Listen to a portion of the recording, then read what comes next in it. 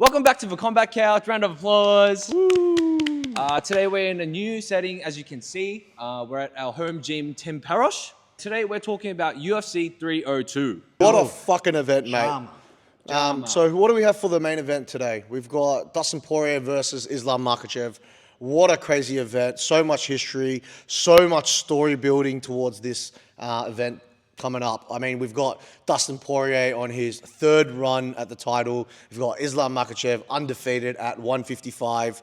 I think he had one loss. Yeah. Was that at 155? Yeah. But that was like 15 years ago. 15 years ago. Yeah. Early stoppage potentially. Yeah. Or before Father's plan. So we can just write that one off. But he's been undefeated. He's been on a roll. He's taken out Alexander Volkanovski, pound for pound #1, twice in a row. Now he's got a major challenger. Look, to be completely honest, it's his first 155 headliner challenger, in my opinion. Yeah. With Dustin Poirier, and nobody better than Dustin Diamond Hands Poirier. Yeah. All the more special because it can potentially be Diamond's last fight. So sad. He's been a super influential figure in the MMA community. Everyone loves him. Who doesn't love Dustin Poirier? 100%. Hall of Famer, 100%. Imagine the story build up where he's literally the underdog throughout his whole career. He's fought his way up, built up a streak every single time to the title, fallen short, and he finally gets it on the third run. What a crazy way to end a Hall of Fame story. Yep. He said if he gets the guillotine on Islam, he's going to get a bronze statue of himself getting the guillotine on him. So I really hope he gets it. I'll be honest, I don't think he cares about the belt, man. he just wants that Gilly, bro. But the scary thing is I saw Islam training and he was training that Gilly. And in interviews he's been saying he's got a special treat for the fans. So what has he got up his sleeve? You know? Mate, I don't think it's going to be more silly than the silly Gilly from fucking Dustin Poirier, mate. Yeah, because I don't think Dustin's shooting a takedown on him. Yeah, 100%. No. He's probably going to pull that out of his pocket if Islam shoots. Yeah. And in saying that, man, like Dustin's gone all out on this one. He's pulled out all the stops. He's got his daughter in front row for this fight, the first fight she's ever been to. I don't know about fighters bringing their kids to events. It's so rough. It's so rough. If they lose, it's so fucking rough, especially if they get knocked out. I remember Holloway's son when he was getting beat up by DP. Yeah. He was crying and he was so upset. You know, dude, I feel like it's the kid curse, man. Like Usman brought his daughter and got knocked out by Edwards. Alex Pereira brought it for Izzy. Oh yeah, Izzy did that sleep thing.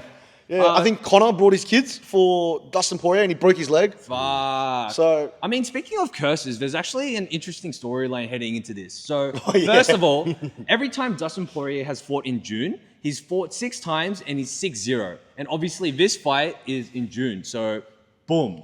Superstition number 2, every time he's fought on a PPV, the defending champion has lost his belt, and that's happened 6 times. In a row as well. Yeah. So that's 2 6 superstition streaks in Dustin Poirier's favour, right? Look, the heavens want Dustin Poirier to win, but Father's plan.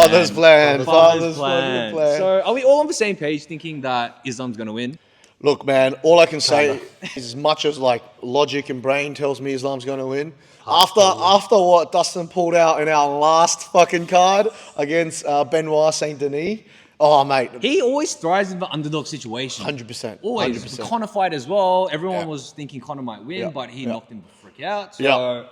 Oh, I think we forgot one thing. What? So Islam went online, downloaded the cheat codes: R2, triangle, square, left, right. Up, down. He's bringing Khabib into his corner for the fight. Oh, he's bringing the cheat codes, bro. You've seen the videos. You guys have seen the videos of Khabib literally instructing him through the fight, and it's literally the finishing sequence of the fight. So I think he did it for Dan Hooker, right? The Dan Hooker Kimura. That Islam pulled on. Yeah, he's done it a few times. Yeah. I reckon Khabib's got like a controller that he controls Islam with. And then when the signal drops out, that's when Islam goes.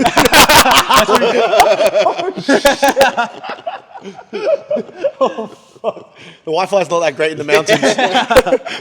But in saying that, everyone's saying that, you know, there's a whole story about Dagestani fighters being boring and being wrestlers, but Islam is changing that whole story. 100%. His striking in the past few fights has been insane. Obviously, head kicked Alex Volkanovski. Even in the first Volk fight, he was tagging Volk. Yeah.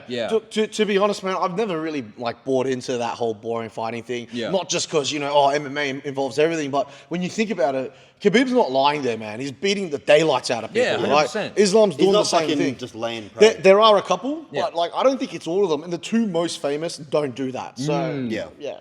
And plus, Islam has finished, I think, 5 out of the last 6 fights that he's been in. Yeah. So he's not a boring fighter. He's an excellent number 1 pound for pound fighter. So, One thing I'll give him mad props for is he always takes it to the game that they're best at. He went to the ground with Oliveira, right? He struck with Volkanovski, right? Yeah. Like he's not afraid to dive into the fire, right? Well, it's not like he wasn't trying to take Volk down as well.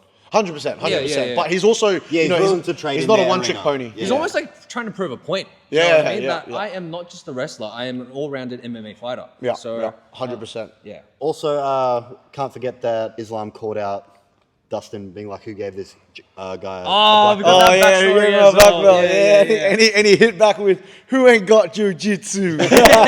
So yeah, I think everyone's on the same page. Everyone in the MMA community thinks Islam will win, but at heart, I think everyone wants Dustin to win. Yeah, for sure. Bit the house and Dustin. No, No, just look whoever Drake's betting on. Bet the opposite. yeah, that's the undefeated curse. Yeah. That's literally the undefeated curse. That's obviously the Islam Dustin Poirier fight, and then on the co-headliner we have Paulo Costa versus Desean Strickland. So that's going to be another exciting fight. You know, those guys are just going to strike. No one's going to go for a takedown.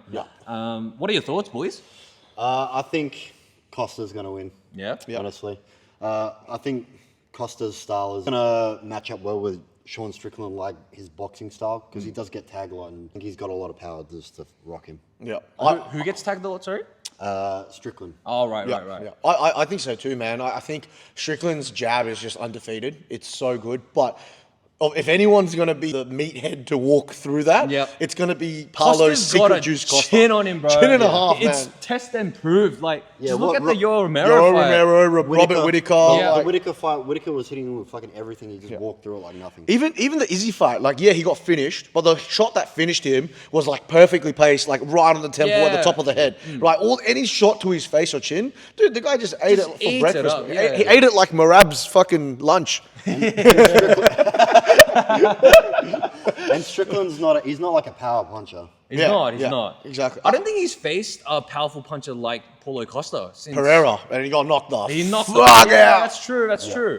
So I think we're all on the same page about that as well. Obviously, Sean Strickland's had good performances against Izzy, but I don't know. Hey, to be fair though, he just fought Dricus, who's a pretty heavy hitter. Like, look, he's not the best striker. He's no Paulo Costa, but he hits hard, and he does hit he had no problems handling him, keeping him at range. And Dricus is known to have a chin and a half and eat shots as well. And he couldn't get through Sean's jab either. Right? He did a good job. But Costa is a much better striker than Dricus, in my opinion. Yeah, that is true. I feel like Sean's a bit hungrier. The guy just had the most fucking outstanding performance against Izzy. Lost the belt right away to Dricus. Questionable loss as well. Right. So, I mean, if anyone's going to be hungry motherfucker, it's going to be Sean. I think the best thing about this card really is not just the fights themselves, but what it means for the divisions, right? When you look at the lightweight division, right, doesn't matter if DP wins or Islam wins. What's next? You got Ilia Topuria, you got Max Holloway. What happens? Does Gaethje come back? Right? Charles Oliveira is still in the mix, right? There's so much. Armin Sakurian, right, is right there waiting to fucking smash somebody. It's the toughest division in UFC, arguably, you know? And then we all know what's going to happen. June 30th, Conor McGregor's going to knock Chandler the fuck out. And he's going to go, "Where's my money, baby? Give me the title shot." Right? Like, there's just so much to happen from that fight. I think it's fucking awesome regardless which way it goes. And I feel like it's the same with the co-main event, which makes this card so good because, you know, you got Paulo Costa versus Sean Strickland. Paulo Costa's lost to Izzy before. Izzy's lost to Sean. Sean lost to Dricus, right? Dricus and Izzy have some political correctness to get to work through, right? There's just so much going on. It's some exciting times in the UFC. And this is just this is proof of styles making fights. Like, you never know what's going to happen. Anyone can beat anyone on a given night. So and Whittaker just beat Paulo Costa. So if Costa just wins this, where does that put Whittaker, right? And he's got Hamza coming up. Like, each of these divisions have 6 to 8 fighters that you could literally throw in a shuffleboard and you will get the fucking greatest outcome. Yeah. So Yeah. I'm excited. We've I'm got excited. great times ahead. Yep. These 2 fights are going to influence the next probably 6 to 10 cards that are going to come up. Let us know what you think as well. Who do you think someone's going to pull out a win? What do you think about the fights? Is there any gossip that we have missed? Let us know in the comments. That's it for today. Thank you for tuning in and have a Left, right, good night. Bam, bam.